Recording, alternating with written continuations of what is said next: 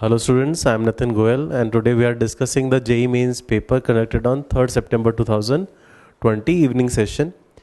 You can see the first question. You have been given that the sphere is perfectly diamagnetic and inside there is a cavity which is paramagnetic and it is placed in magnetic field. Then obviously since this is perfectly diamagnetic, तो thereby what is it going to do is कि ये जो external magnetic field है उसको completely repel करेगा और अंदर जो मैग्नेटिक फील्ड है that will be zero.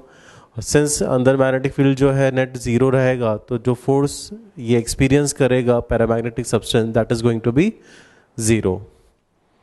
Okay, now question number 2. It has given us the radius r of a nucleus of mass number a as 1.3 into 10 raised to the power minus 15 into a raised to power 1 by 3 meter, and we are required to find the density of the nucleus. And now I can write density of nucleus is equal to mass by volume. Now since the mass number is a, the mass total can be written as a into 1.67 into 10 raised to power minus 27 kgs upon volume is 4 by 3 pi r cube, that is 1.3 into 10 raised to minus 15 into a raised to power 1 by 3 इसका cube.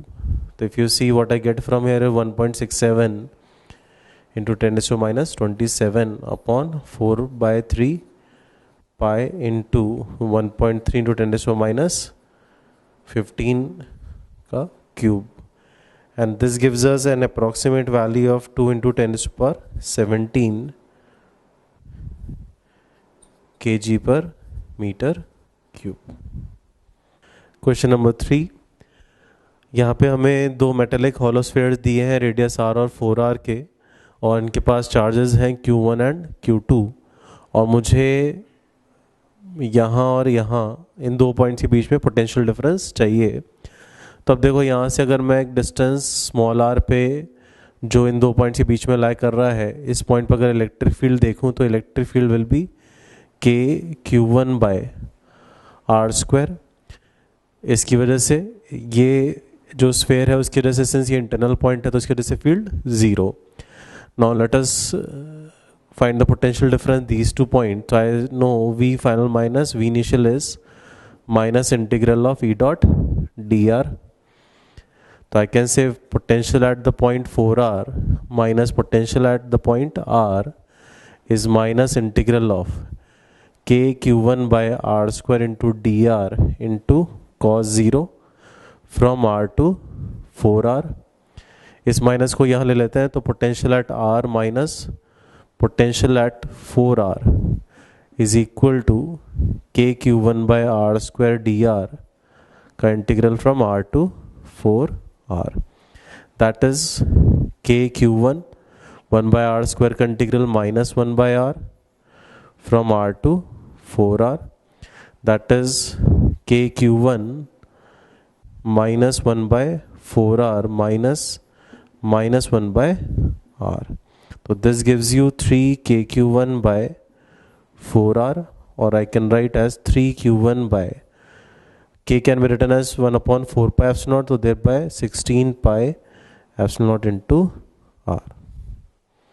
Question number 4.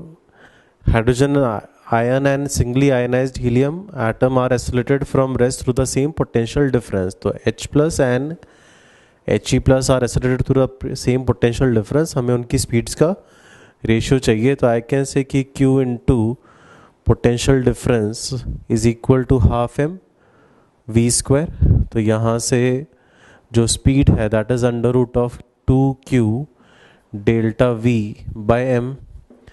Since potential difference for both is same, so I can say V for hydrogen upon V for helium plus is equal to under root of Q1 by M1 upon Q2 by M2. Q1 is for Q1 M1 for hydrogen and Q2 M2 for helium plus, that is under root of.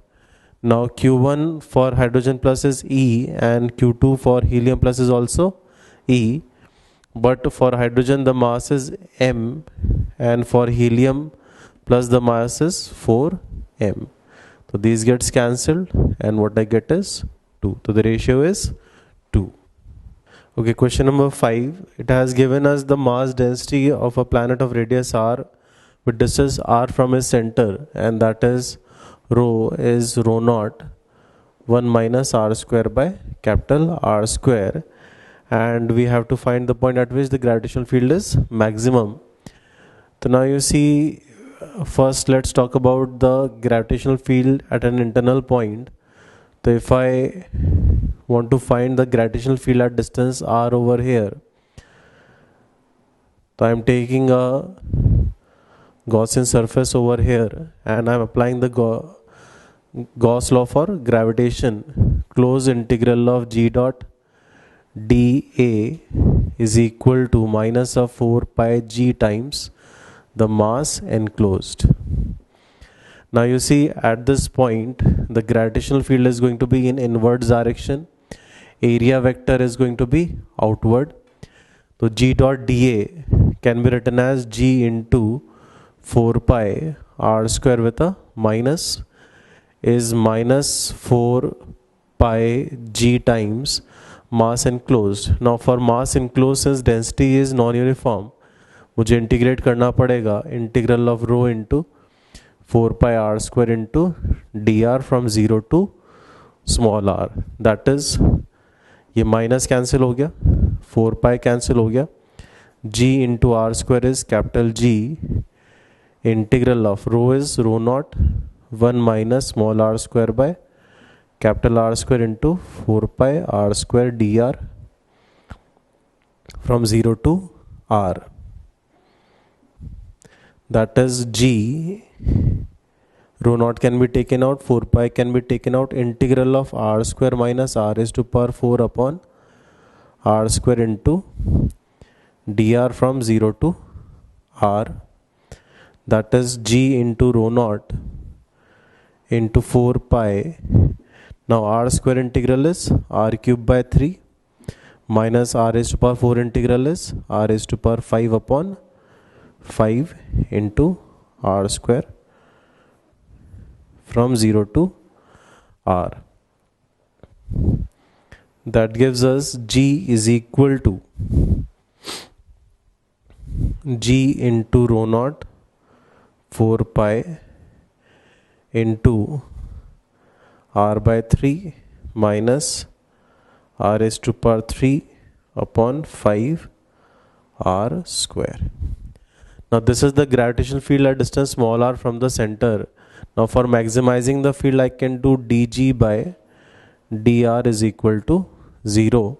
So that will give me 1 by 3 minus 3r square by 5r square is equal to 0. That gives me r is equal to under root of 5 by 9 r. Question number 6. It says a particle is moving unidirectionally on a horizontal plane under the action of a constant power supplying energy source. That shows कि power is constant, and thereby I can say in time t the energy delivered is equal to P into T, and that is equal to change in kinetic energy half m v square. So that gives us v is under root of 2p t by m, and if I integrate this I get displacement is under root of 2p by m into t raised to power 3 by 2 upon 3 by 2.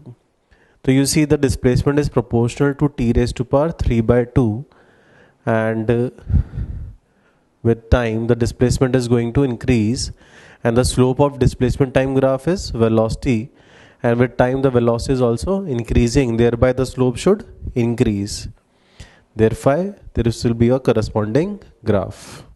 Okay, question number 7th. It says if a semiconductor photodiode can detect a photon with maximum wavelength of 400 nanometer, then its band gap energy is. So I can say that the energy difference will be hc by lambda max, that is H is 6.63 into 10 is to the minus 34 into C is 3 into 10 is to the power 8 divided by lambda is 400 nanometer, that is 400 into 10 is to the power minus 9. And now to convert this into electron volts, you can divide by 1.6 into 10 is to the power minus 19. So this will be your energy gap in electron volts, and this comes out to be 3.1 electron volt. Okay, question number 8. It says the to raise the temperature of a certain mass of gas by 50 degree Celsius at constant volume. So that energy will be NCP into delta T, and that is 160. Delta T is 50. So NCP into 50 is 160. Now when the same mass of gas is cooled by 100 degrees Celsius at constant volume, 240 calories of heat is released. So NCV delta T will be the amount of energy released. Delta T is 100 and that is 240. If you divide the 2, you get the CP by CV ratio, and you get from here is 320 by 240. And now this is the value of gamma. Now we need the degree of freedom. This is coming out to be 4 by 3. Now degree of freedom is what? 2 by gamma minus 1. That is 2 by 4 by 3 minus 1. That is 6. Okay, question number 9. It says a block of mass m is attached to a massless spring and it is performing oscillatory motion of amplitude A on a frictionless horizontal plane. तो मान लेते हैं ये spring एक and पे fixed है और जो हमारा ब्लॉक है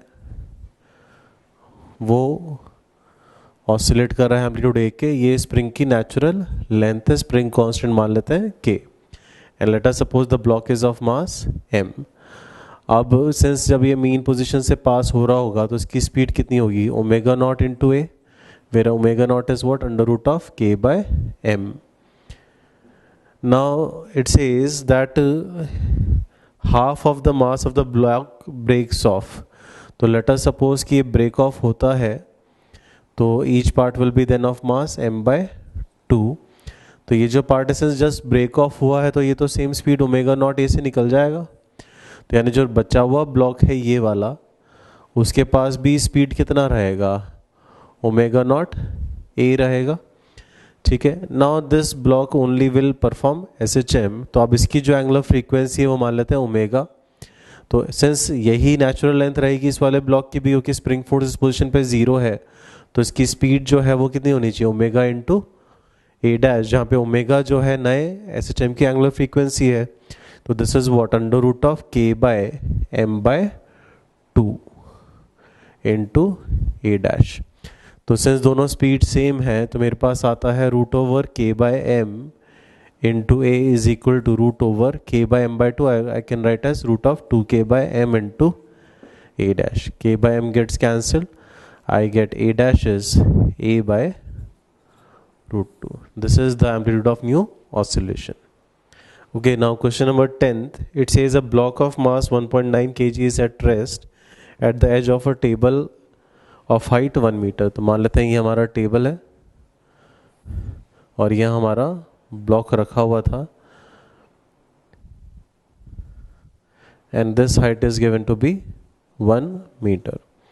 अभी कह रहा है एक बुलेट जो है यहाँ से वो स्पीड 20 मीटर पर सेकेंड से आके टकराता है and this is a mass 0.1 kg और इससे टकरा के स्टिक कर जाता है and after that they fall downwards. तो पूछा है कि जब वो ग्राउंड को हिट करते हैं तो कितना काइनेटिक एनर्जी से हिट करते हैं. तो जैसे बुलेट हिट करता है I can conserve the momentum. This is of mass 1.9 kg. तो I will say P initial बराबर P फाइनल. तो कंबाइंड सिस्टम के बाद मान लेते हैं कि कंबाइंड सिस्टम की जो है कोलिजन के बाद स्पीड जो है दैट इज v. तो 1.9 plus 0.1 into v is the final momentum. Initial momentum कितना हो गया हमारे पास? 0.1 into 20. That gives you v is equal to 1 metre per second. अब मेरे को यहाँ पे काइनेटिक एनर्जी चाहिए, तो I can say work energy theorem I can apply कि work is equal to change in kinetic energy. तो कोलिजन के बाद यहाँ से यहाँ तक ग्रेविटी का वर्क कितना हो जाएगा, mgh हो जाएगा, is equal to kinetic energy final minus kinetic energy initial, that is half m into 1 का स्क्वायर। तो that gives you kinetic energy final is mgh, that is 2, g is 10 into h is 1 meter plus 1, that is 21 joule. Okay, question number 11.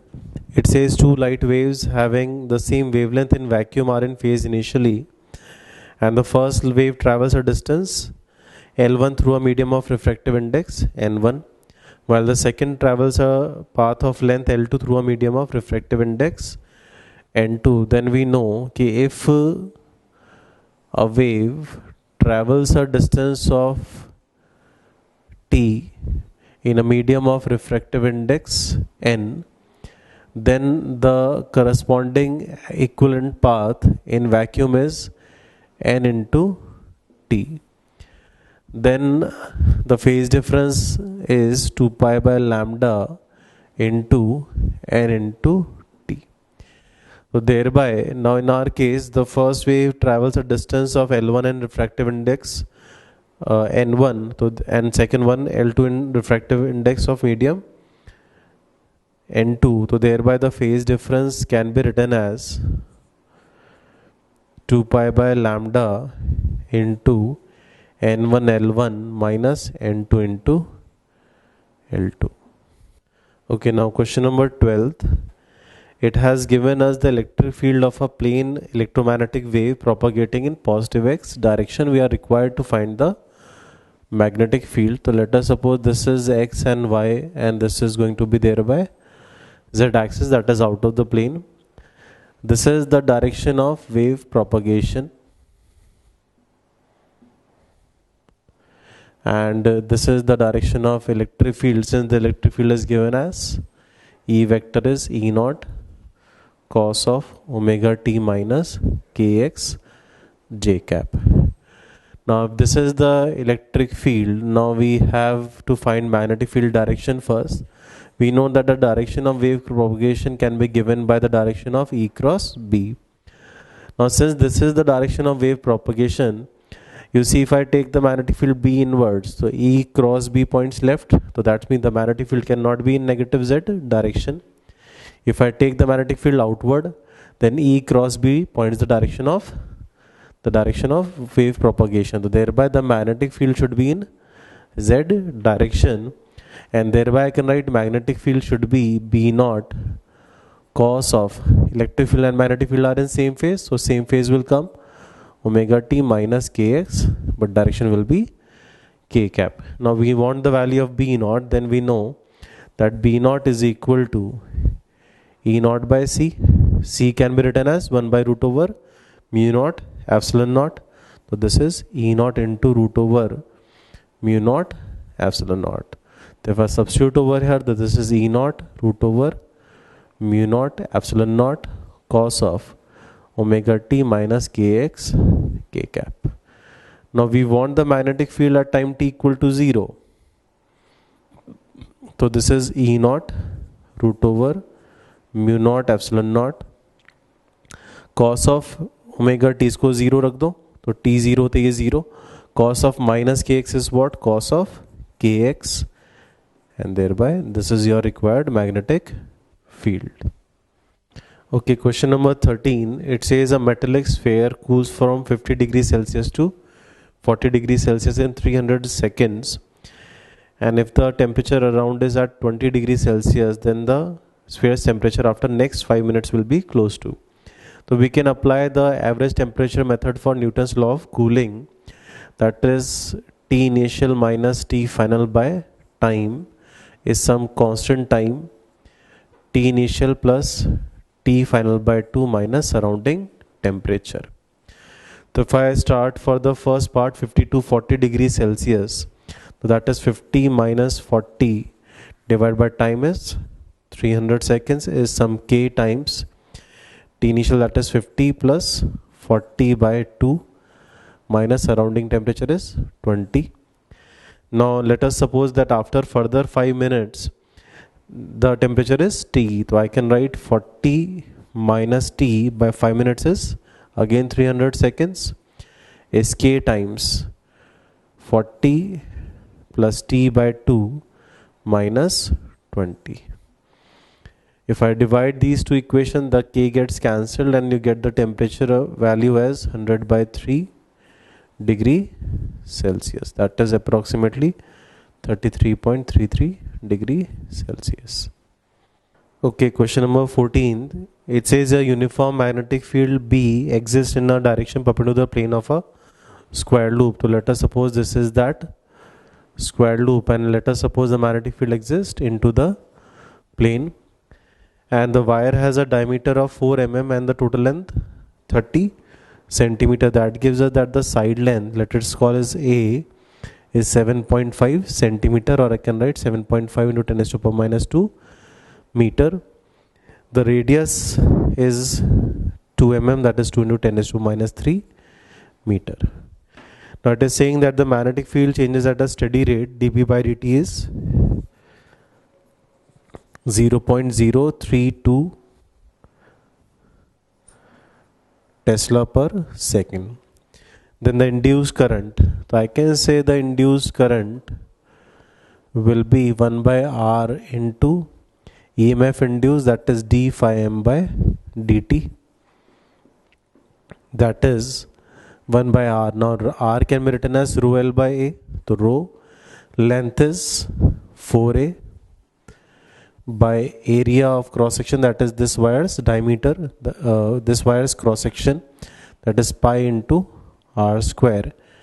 Now d phi m by dt, that is d by dt of B into A square, that is pi R square by rho into 4A into A square into dB by dt. Just substitute the values, you get the induced current is approximately 0.61 ampere. Okay, question number 15 is asking you the dimension of solar constant. Solar constant is energy receipt per unit time per unit area by the Earth's surface due to sun, and I can say it is energy receipt per unit time upon area, that is energy per unit time is the power that is of dimension ml square into t minus 3. Dimension of area is L square, and that is ml0 t minus 3. Okay, now question number 16. We have been asked which of the following will not be observed when a multimeter probes is connected to across a component, or just reversed. Okay, now the first one it is saying that the capacitor is connected, the element is a capacitor. So if the probes are connected to a capacitor, then obviously there is going to be a deflection because there will be a current and there will be a potential difference, and V by I will not be 0. Now thereby what it is saying is no deflection, so thereby this is not going to be observed. So thereby our answer is 1. Now 2, LED is connected. Now when LED is connected in forward bias it is going to have negligible resistance, and thereby no deflection will be observed. And when it is going to be connected in reverse bias, breakdown will occur and it will be with a splash of light out. Okay, now the third one, that a metallic wire is connected. So we are assuming that it is saying for a highly ideal condition for a metal wire, that is having negligible or zero resistance, and thereby there will be no deflection. Now the last case, that is fourth, that is a resistor is connected. So if the resistor is connected, then whatever may be the polarity, even if you change the polarity, obviously the resistance is going to be same, and thereby the reading will also be same. So thereby fourth is incorrect. Okay, question number 17. It says there are two resistors, 400 ohm and 800 ohm, and they are connected in series across a 6 volt battery. and a voltmeter of 10 kilo ohm is used to find the potential difference across 400 ohm resistor. Then what will be that potential difference? Now you see, this is not an ideal voltmeter, and this is connected across 400 ohm. This is 10 kilo ohm. If I find the equivalent of these two, the equivalent of these two will be 10,000 into 400 divided by 10,000 plus 400. This approximately comes out to be 385 ohm. So the circuit is now like this. This is that 800 ohm, and this is 385 ohm, and this is the 6 volt battery. Now we want the potential difference across these 2 points, so that can be given by 6 divided by 800 plus 385, that is your current, into this resistance, that is 385. That gives you an approximate value 1.95 volt. Okay, now question number 18. It says two sources of light emit X-rays of wavelength 1 nanometer and visible light of wavelength 500 nanometer, and both the sources emit light of the same power. The ratio of the number of density of photons of X-rays to the number of density of photons of the visible light is required. Now you see, if P is the power, it is the energy emitted per unit time. Hc by lambda is the energy of each photon. So if I divide the power by Hc by lambda, then this will give me the number of photons emitted per unit time. The number of photons emitted per unit time is P upon Hc by lambda. I can write this as P lambda by Hc. Now I have to compare these n ratio to n1 by n2. Now you see, power for both is same.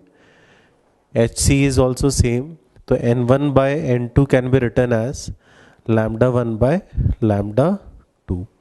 Now for X-rays, the wavelength is 1 nanometer, that is 10 raised to power minus 9 meter. Lambda 2 is 500 nanometer, that is 500 into 10 raised to minus 9 meter, that is 1 by 500. Okay, question number 19. It says a calorimeter of water equivalent 20 grams contains 180 gram of water at 25 degrees Celsius and m grams of steam at 100 degrees Celsius is mixed in it, and the final temperature is 31 degrees Celsius. We are required to find the mass of steam. So I can say that the energy gained by water plus calorimeter should be equal to energy released by steam. Now since the calorimeter and water are simply going from 25 to 31 degrees Celsius, I can straight away use for this as ms delta T. So that is 180 plus 20 into specific heat of water is 1 into delta T, that is 31 minus 25. Energy released by steam. Steam will first change its phase from steam to water at 100 degrees Celsius. In doing that, it will release energy m into 540, m into latent heat, and then it goes from 100 to 31 degrees Celsius. So m into specific heat of water is 1 into delta T is 100 minus 31. Now this gives you the mass value m approximately as 1.97, and you can nearly give the answer to be 2 grams. Okay, now question number 20. It has given us a uniform rod of length L which is pivoted at one of its ends on a vertical shaft. This is, let us suppose, that vertical shaft, and of negligible radius, and it is rotating with uniform angular velocity omega, and the rod makes an angle of theta with the shaft. Okay, to find theta, equate the rate of change of angular momentum about the center of mass to the torque provided by the horizontal and vertical forces Fh and Fv about the center of mass, and we are required to find the value of angle theta. Now you see, if I draw the FBD, so these are the two forces provided by the shaft, and this is mg downwards. And if I observe with respect to the rotating frame attached to the shaft, I will have to use a centrifugal force m omega square into L by 2, this distance, that is sine theta. Now you see, I can write Fv should be equal to mg and Fh should be m omega square L by 2 sine theta. Now it has given us the rate of change of angular momentum dl by dt is equal to m L square omega square by 12 cos theta into sine theta, and this is given to be directed into the plane. Now we have to equate this to the torque provided by Fh and Fv about the center of mass. So if you see about center of mass, if I talk about the torque of Fh, so R cross Fh will be out of the plane and R cross Fv should be into the plane. So if I write the torque about center of mass assuming into the plane to be positive, so I get Fv. Now this is the line of action of Fv. The perpendicular distance is this one, that is L by 2 sine theta. Force Fh, torque is out of the plane, that is minus Fh into, and this is the line of action, this is the perpendicular distance, this is L by 2 cos theta, and this should be equal to this rate of change of angular momentum, that is ml square omega square by 12 cos theta sine theta. Now if I substitute the value, so Fv into L by 2 sine theta minus Fh, Fv can be written as mg, Fh can be written as m omega square L by 2 sine theta into L by 2 cos theta is ml square omega square by 12 into cos theta sine theta. If you see, sine theta gets cancelled, m gets cancelled, 1 L gets cancelled.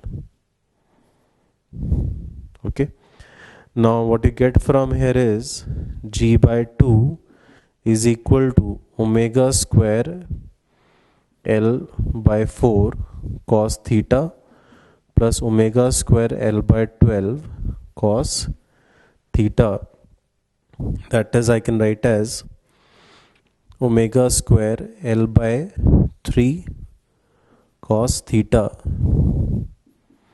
and that gives me cos theta is 3g by 2 omega square L. Okay, question number 21. It says when an object is kept at a distance of 30 centimeter from a concave mirror, that is U is 30 centimeter, the image is formed at a distance of 10 centimeter, and if the object is moved at a speed of 9 centimeter per second, what will be the speed of the image? So we have 1 by v plus 1 by u is equal to 1 by f. If I differentiate with respect to time, I get minus 1 by v square into dv by dt minus 1 by u square into du by dt is equal to 0. That gives you dv by dt is minus of v square by u square into du by dt. If I substitute the value, the minus of 10 square upon 30 square du by dt is 9, and this gives me minus 1 and centimeter per second. So thereby the speed of the image is 1 centimeter per second. Okay, now question number 22, that says a galvanometer coil has 500 turns and each turn is of area 3 into 10 to the power minus 4 meter square. If a torque of 1.5 Newton meter is required to keep this coil parallel to a magnetic field, so This is the coil and this is the magnetic field. Then when a current of 0.5 ampere is flowing through it, then the strength of magnetic field is required. So this is the magnetic field, this is the coil, and let us suppose it carries a current in anti-clockwise sense. Then its magnetic dipole moment points out of the plane, and I can say to hold this in this position, the external torque required will be the same as the torque provided by magnetic field but in opposite direction. Now I can say the torque magnitude will be mb sine theta. The magnetic dipole moment can be written as n into I into area, number of turns, current and area, into b sine theta. Now the torque magnitude is given as 1.5, number of turns is 500, current is 0.5, area is 3 into 10 to the power minus 4. Magnetic field is required. Now you see the theta angle is between the magnetic dipole moment and magnetic field. The magnetic dipole moment is in this direction, magnetic field is in this direction, the angle is 90, so sine 90 is 1. So that gives you B is 1.5 upon 500 into 0.5 into 10, 3 into 10 to the power minus 4. And this gives you the magnetic field is 20 Tesla. Okay, now question number 23. It says a minimum possible work is done by a refrigerator in converting 100 gram of water at 0 degrees Celsius to ice. How much heat is released to the surrounding, which is at the temperature of 27 degrees Celsius. So this is the construction of a refrigerator, and you see W is the amount of work done on the refrigerator. Q2 is the amount of energy extracted from the body at lower temperature. In that case, it is 273 Kelvin, that is 0 degrees Celsius, and it rejects heat to the body at higher temperature. In this case, it is surrounding, that is at 27 degrees Celsius, that is 300 Kelvin. We are required to find this Q1 value. Now you see Q2 can be written as mass into latent heat. So Q2 is ml, that is mass is 100 grams, so 100 into latent heat is 80, so this is 8000 calories. Now you see it is saying minimum possible work, that means it is talking about the refrigerator based on Carnot cycle.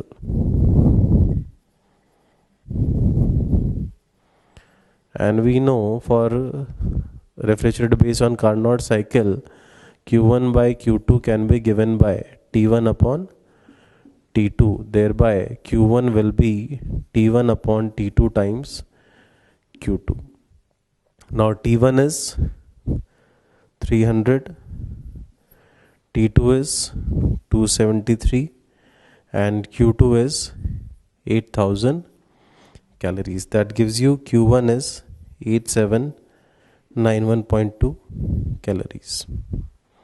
Okay, now question number 24. It says a block starts moving up an incline of inclination 30 degree with initial velocity v0, and it comes back to its initial position with velocity v0 by 2, and the value of coefficient of friction is required in the form of I by 1000.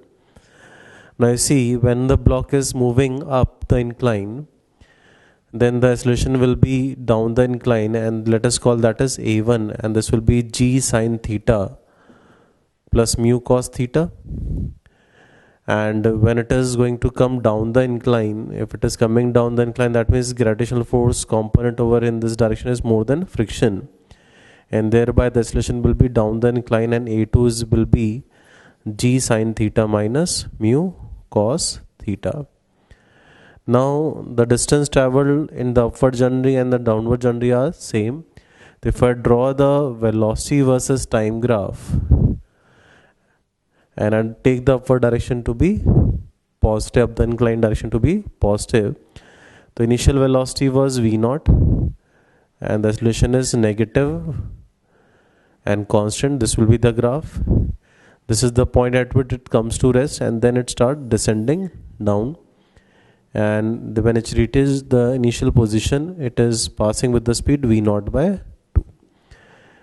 Now the slope of this line should be a1 and the slope of this line should be a2.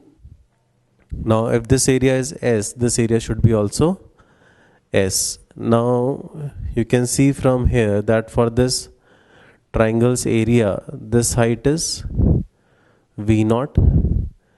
This length will be v naught by, let us suppose this length is t, should be a1. So thereby this length will be v naught by a1. And similarly this length I can say will be v naught by 2 divided by a2. Now this area is how much? Half of base, that is v naught by a1, into height, that is v naught. This area will be half of base, that is v naught by twice of a2, into height, that is v naught by 2. Now if you see from here that half gets cancelled, v naught square gets cancelled, I get a1 is 4 times a2. Now if I substitute values of a1 and a2, I get g sin theta plus mu cos theta is 4 times g sin theta minus mu cos theta. This g gets cancelled, I get 3 sin theta is equal to 4 times mu cos theta plus mu cos theta, that is going to be 5 mu cos theta. And from here I get mu is equal to 3 by 5 sin theta by cos theta is tan theta. Theta is 30 degree. So thereby tan theta is 1 by root 3. This comes out to be root 3 by 5. This value comes out to be approximately 0.346. And that should be I by 1000. So thereby the value of I is 346. Okay, now question number 25. It says an massless equilateral triangle EFG of side length A has 3 particles of mass m each situated at its vertices. So I'm drawing over here. This are the 3 particles, mass m each, and this is E, F, G, and side length is A, and this is some axis EX, and we have to find the moment of inertia of the system about this axis. For this particle I can write as m into 0 square. For this particle the perpendicular distance will be half of this length, that is a by 2, so that's why m into a by 2 square. Now for this particle the perpendicular distance from the axis of rotation is a, so that's why plus m into a square. This gives the moment of inertia is 5 ma square by 4.